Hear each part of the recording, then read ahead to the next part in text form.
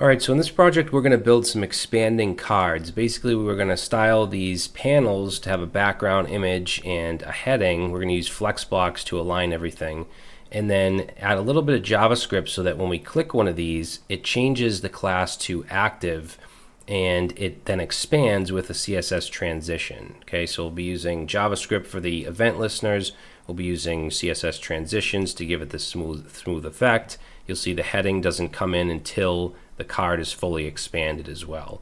And we're using just background images and headings, but you could make these into testimonials or FAQs or whatever it might be. So hopefully you enjoy it. Let's go ahead and jump in and get started. Alright, so in this video we're going to do the HTML and CSS for the expanding cards, and then we'll get into the JavaScript in the next video. So we have our project starter open, I have my index.html. I'm going to go ahead and change the title here to expanding cards, and then let's get rid of this h1 here.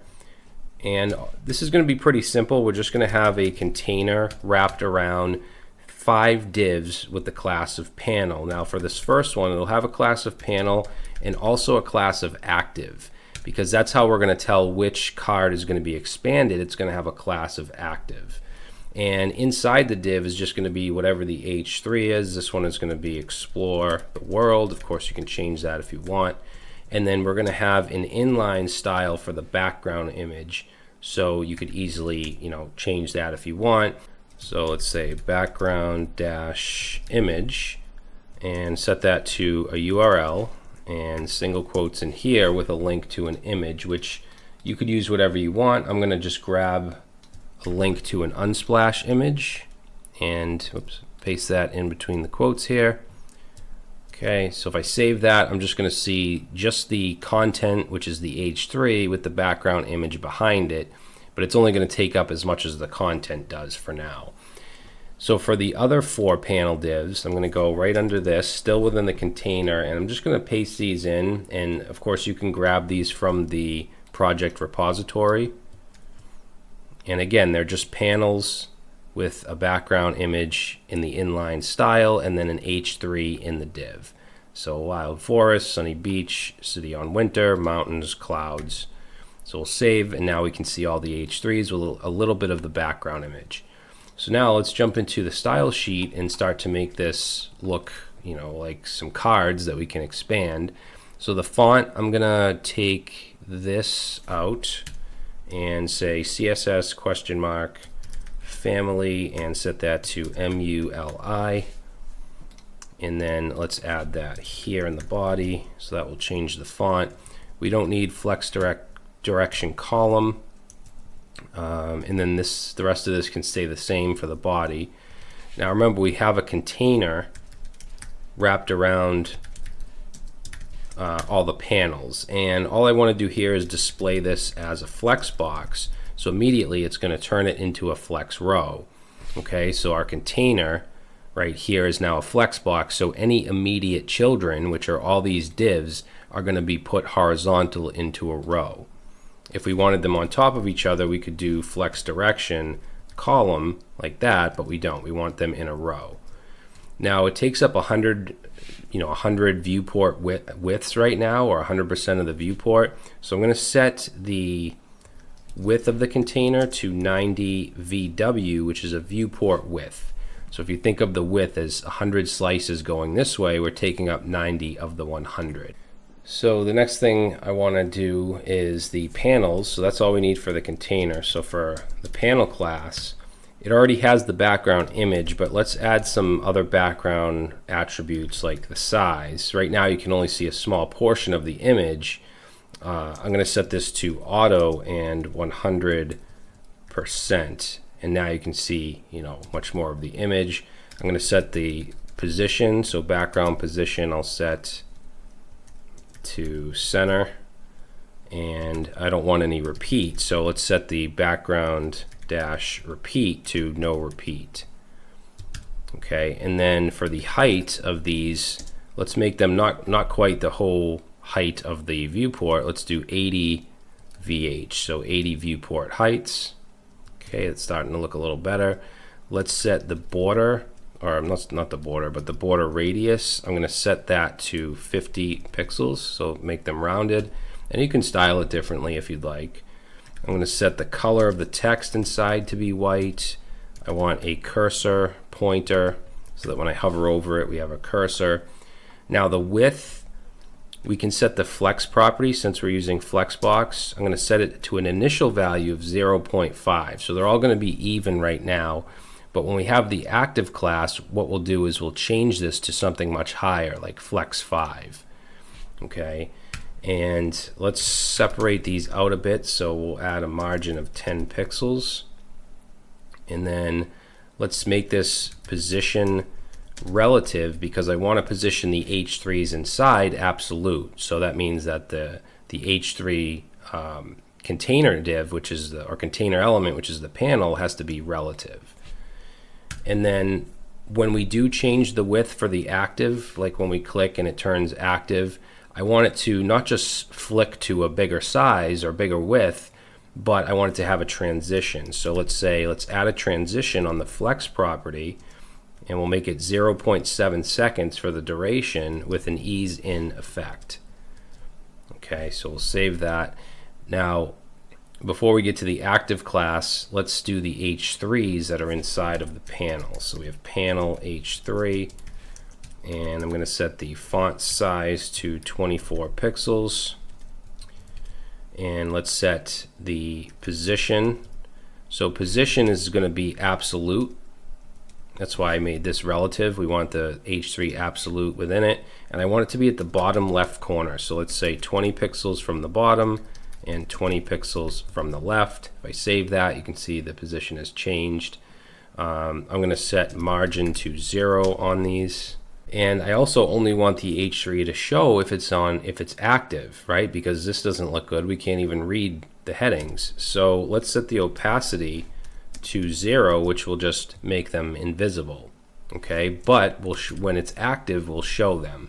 So let's first do the panel if it's active. So we're just saying if the panel div also has an active class, we'll change the flex from 0.5, which is the initial value, to 5. And now you can see it's much wider. For the H3, let's say panel active H3, and it has an opacity of 0 right now for every panel, but if it's active, let's set the opacity to 1. That way we can see it if it's active. Okay, now I do want to make it so if the screen is really small, that we only show 3 instead of 5 of these cards. So to do that, we can add a media query by saying @media, and we can use a min or a max width. I'm going to say max width of 480 pixels.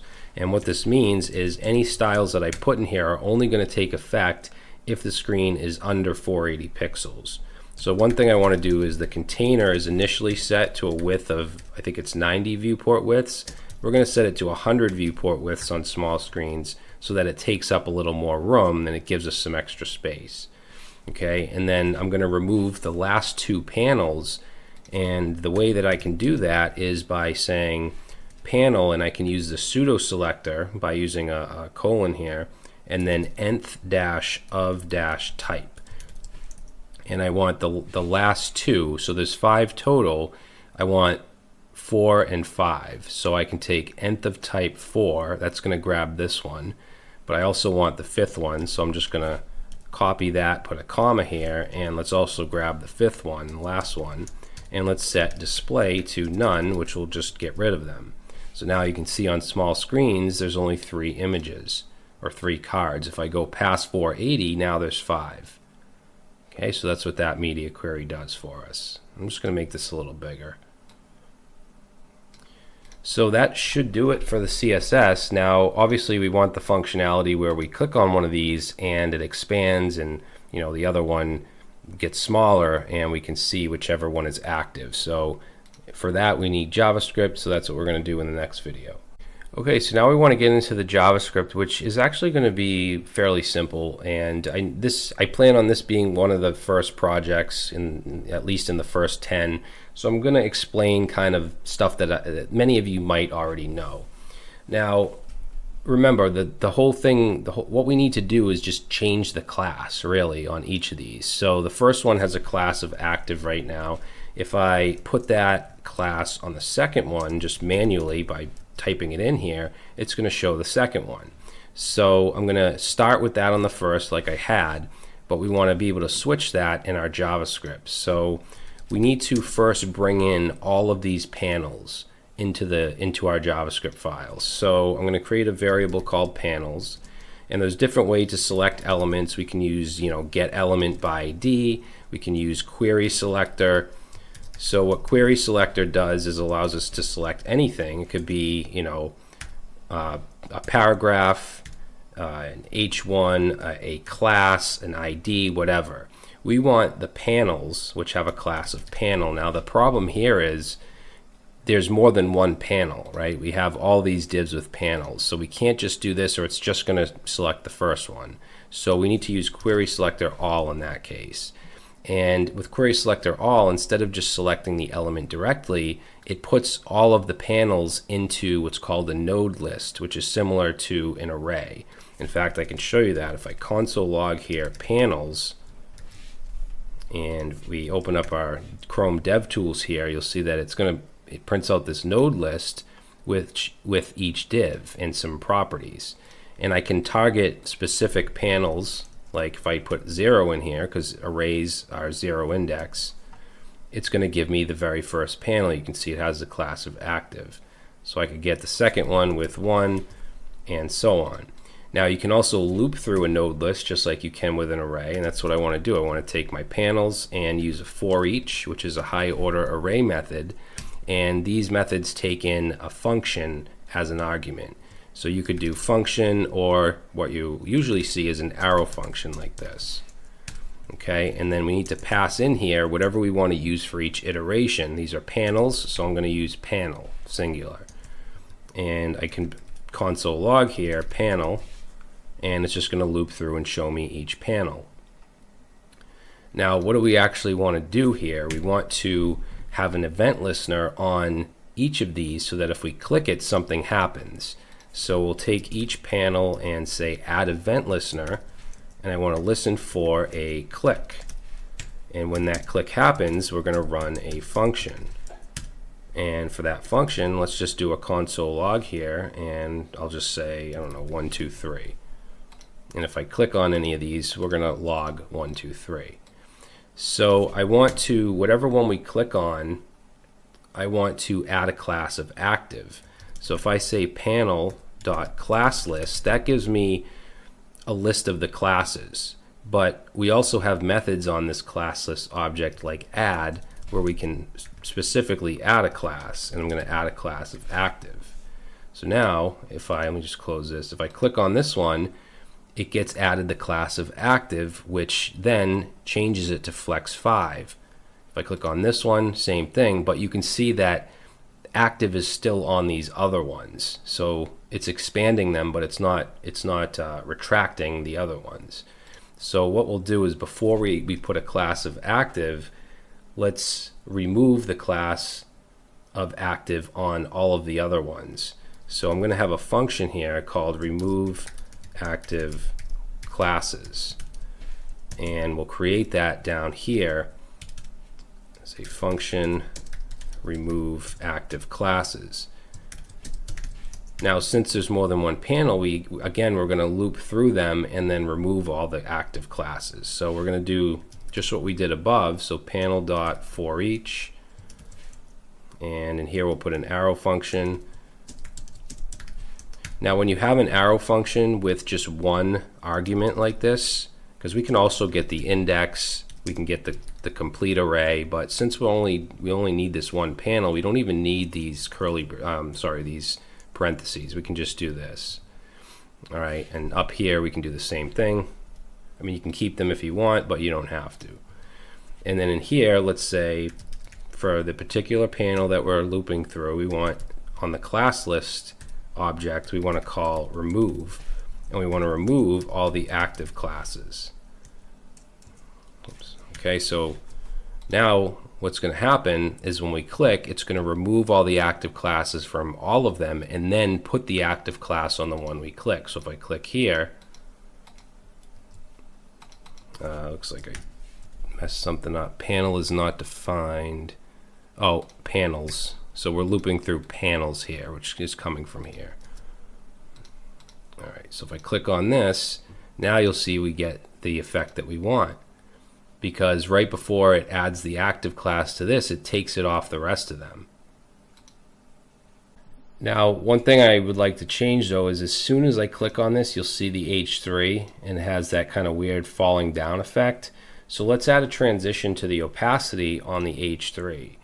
So I'm going to go to the active H3 and let's add a transition here, and let's say opacity. So we want to add a transition on the opacity 0.3 seconds and ease in. And let's add a delay as well. So we'll add 0.4 seconds on the delay. And now if I click, you see that it doesn't actually fade in until the card is fully expanded, which is a lot smoother than how it was before. Okay, so that's pretty much it, guys. I mean, you can make these into any kind of card. It doesn't have to be just a heading with a background image. It could be like a testimonial or absolutely anything you want. So hopefully this helps you in building further projects with little widgets like this.